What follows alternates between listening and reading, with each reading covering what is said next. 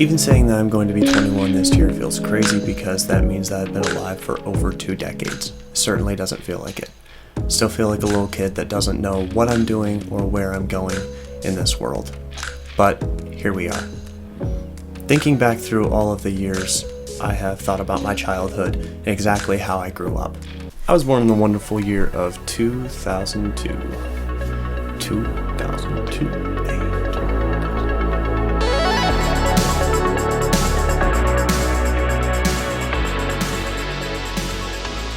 It was a time when Britney Spears was at her peak. Eminem had just won the music award for Lose Yourself with the hottest hit of the year. Lord of the Rings, Spider-Man, and Star Wars all had movies that came out and rocked the world with just how great they were. Everyone flocked to the theaters to see them. The first phone with a camera was released and the iPod 2 was created as well. The world of technology would never be the same. One of the hottest shows on TV was American Idol, and Kelly Clarkson became a global icon when she won.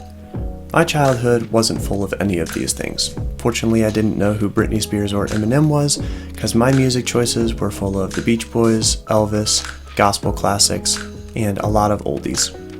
I didn't know what an iPod 2 was because my favorite pieces of technology at the time were an MP3 player made by Philips and the Game Boy Advance, which I would play hours and hours of Yoshi's Island on. I grew up in Midwest America and was pretty unaware of anything pop culture related because I was much more focused on spending time with my family and just having fun. Going to the park was always an adventure to see how fast I could run up and down the slides and compete with my brothers. My imagination was alive and well, and creating anything was very encouraged. I remember one day getting out of school and using the whole rest of the day to create a full submarine in our living room with my mom and brothers. We would take cardboard boxes and cardboard tubes that we had left over from school projects and make buttons and knobs. I even remember a periscope that we made with one cardboard tube and put mirrors inside. It was so much fun, and that shows just how simple it was. There was no internet, no entertainment factor to it, just besides being together, having fun, enjoying something, and using a lot of imagination. Although I've never been the athletic type, I really enjoyed the summer sports that I was signed up for. Whether that was taekwondo and karate classes that I was involved in, or being a part of the basketball team that my mom and dad coached, it was a great time. Having the team aspect, learning how to play with each other, and also getting out a lot of the energy that I had stored up was a wonderful way to do that. Another one of my greatest memories was going to the roller rink with my aunt and brothers, skating around as the lights went off and the glow lights came on, and spinning around and around to songs like Locomotion and Me and My Gang by Rascal Flatts. Anytime I hear that song, it brings me right back to that moment, the carpeted walls and the glow lights. I guess the thing that I remember most about growing up was constant joy, energy, no overactive imagination, family time, but mostly simplicity. I wasn't focused on creating a certain image for people that I didn't even know or care about, or making money, or obtaining things. I was focused on having fun and creating memories. And the more that I've gotten older, and now that I'm nearing 21, I feel like I realize that I've lost a lot of that simple joy. I go to work now every day and think about how I need to make money and what bills I need to pay or what I need to buy, and a lot of the joy of living has been taken out. But that changed a little bit when I found this. I am a photographer and filmmaker that has fallen in love with cameras and audio-visual technology. A couple weeks ago, I was on Facebook and I found this camera.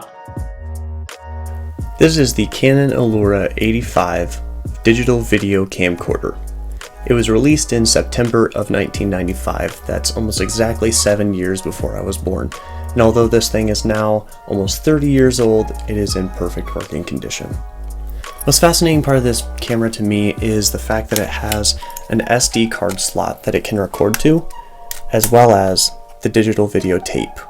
All you have to do is open up the little door on the side, listen to the magical gears turning away, and voila, you have space to record video right to a physical source. A tape goes into the side and you can record up to an hour of your favorite birthday party footage or child soccer practice like my parents did for me. This camera is not the greatest camera in the world, not by a long shot, The footage is grainy, audio isn't that great, and the max storage that you can put on it, besides the tape, is 128 megabytes. That's right, megabytes. But when I got it, it really did something inside of me. It changed my perspective from making everything perfect, making sure that it was all lined up nicely. It brought me back to the basics of why I love video and creating. It's the fun of it. It's storytelling. It's thinking of creative ways to show something, and that's exactly what this camera did. Brought me back to the basics of why I love cameras in the first place. We can get into a routine of our day-to-day, going to work, parenting, or even creating like I did, where it has to be a specific way for specific people. And really create for you. Create things that you want to see, and create for the joy of it. Create for the experience. We forget that spark that we first felt when we picked up a camera and started making movies with our brothers. So go out, try to find that spark again today. Go somewhere that you've never been, do something that you've never done, or pick up a hobby that your childhood self would have loved for you to pick up and always wanted to do. Also, don't forget to like, comment, and subscribe because it really helps the channel to grow as I'm just beginning. Thank you so much. See you soon.